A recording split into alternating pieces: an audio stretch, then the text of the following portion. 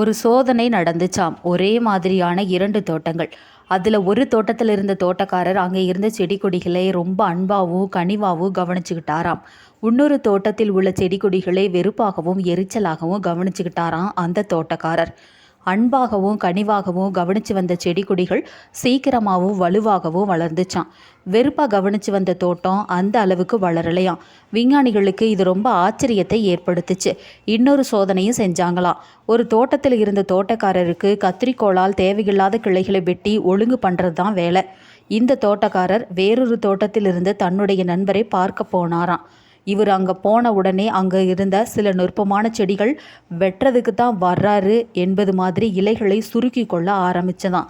இதில் இருந்து என்ன தெரியுதுன்னா, ஒரு தனி மனிதனுடைய எண்ணம், சொல் மற்றும் செயல் எல்லாம் இந்த பிரபஞ்சத்தில் ஒரு பாதிப்பை ஏற்படுத்த முடியும் என்பது தான்.